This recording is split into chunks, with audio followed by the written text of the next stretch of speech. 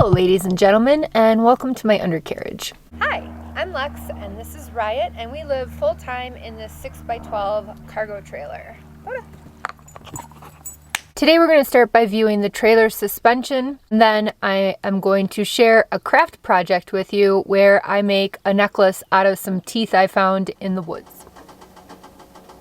So today we're going to start with a viewer question from Walter Blackledge. I think that's how you say it. Sorry, Walter.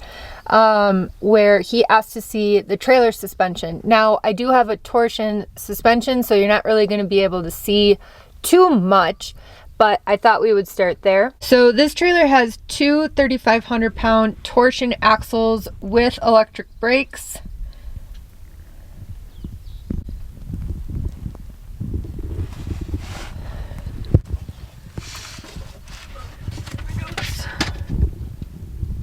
I'm not going to pretend I'm all too knowledgeable on this stuff.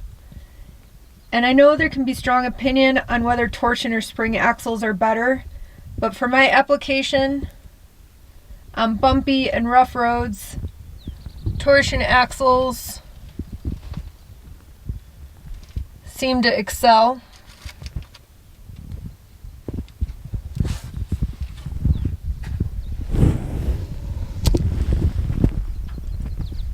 I'm going to put a link below to an article that really helped me understand the difference between torsion and spring axles, the pros and cons of both. I already know the hassle that torsion axles can provide, but they are supposed to be better on bumpy roads, and I could afford them when I bought the trailer, so I did. So yeah, I have no intention on regurgitating information that I don't necessarily feel like I fully comprehend or I am an expert at. So look at the article below if you have any questions on trailer axles and whether a spring or torsion application would be better for you.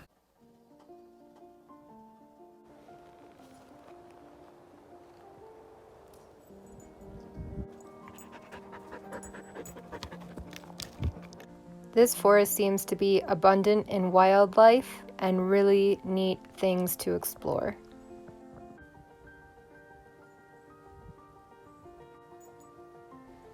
Spring is certainly here, and it's beautiful to see these flowers start to bloom. It's only natural that I decided to record some of our hike on the same day that I found these teeth in this log. If someone can tell me what type of animal's teeth these are, I would certainly appreciate it. I think I know, but I don't know everything, of course. I'm often wrong. To turn the teeth into a necklace, I had to run into town for supplies, which was fine because I had errands to do anyway.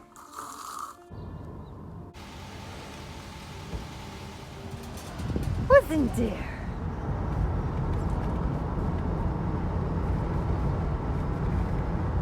Central Oregon is ripe with camping, and so we have conveniently been within about a 30-mile radius of Bend, which has been very convenient for errands and things like a supply run to Hobby Lobby.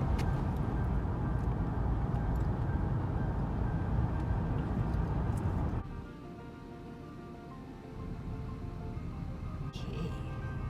Oh, there's a what you call it. Okay. Okay, wait. There's a Blockbuster video. Okay, everyone, it's got to be the last one ever.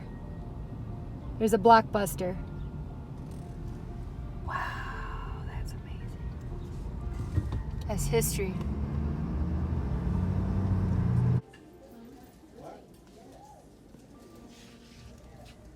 I'm in Hobby Lobby and I'm really overwhelmed.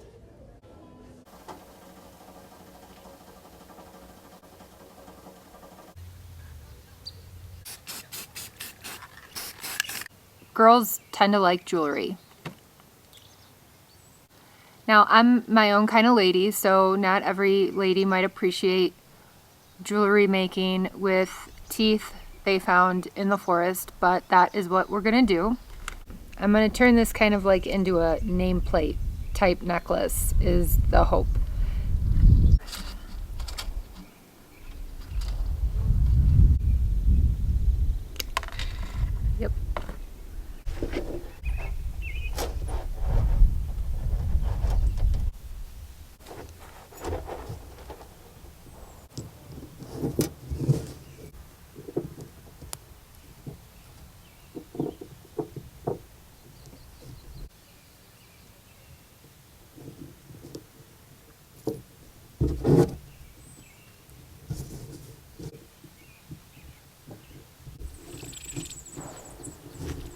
I've made jewelry before, just not with teeth.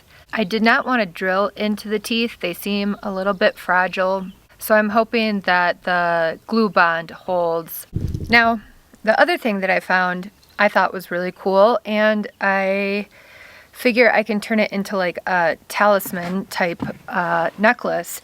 And it's this piece of skin and what appears to be like coyote fur. So I found it attached to a tree stump. And what I think it might be, it's certainly dried.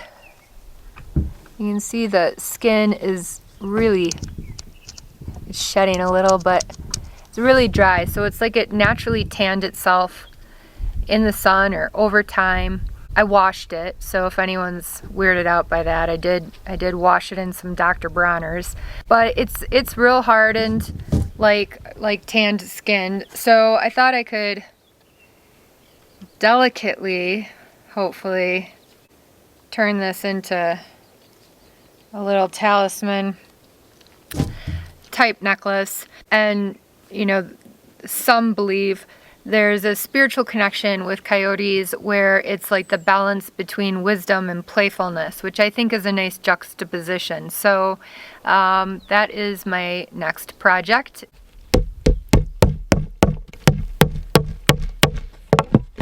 Oh shit.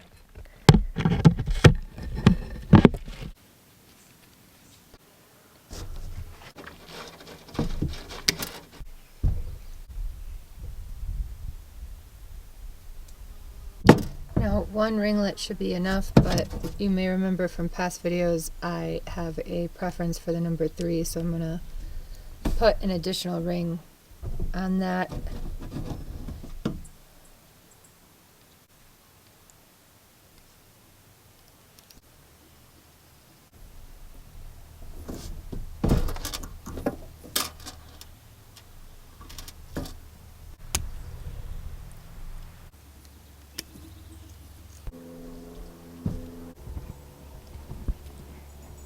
Yeah, so I'm kind of wondering if I mean, it feels like, you know, soft dog fur, so I'm assuming it's coyote. And I'm almost wondering if they didn't get like their tail cut on the tree stump. And if you've heard of like happy tail in dogs, you know, they can lose the tip of their tail, and then maybe over time it just naturally tanned. So here's necklace 1 while the teeth one, well, necklace 2 technically, while the teeth one cures. But I think I quite like it. I somewhat feel that this coyote skin might look nicer if it was in silver or pewter with a smaller gauge, but I don't have any of that. I only picked up the gold because I was thinking gaudy. I can always redo it. What do you guys think? It hasn't quite cured yet. It hasn't really cured at all, but it's strong enough to hold for now. Just to kind of show you guys, this will be what the teeth one looks like. I don't want to show the tatas too much. I really just want to show the necklace. So yeah, feel free to leave your critique. I'm sure there's some expert jewelry maker out there that's going to tell me something, and you know, people that are going to think I'm gross, but live your life. Thank you so much for watching. We hope that the suspension was interesting to some of you, and also thank you for joining us on our somewhat macabre crafting project. If you got anything out of this video, even just an iota of enjoyment, please go ahead and like and subscribe, and we'll see you next time for some more awesome adventures. Adventures. Teeth.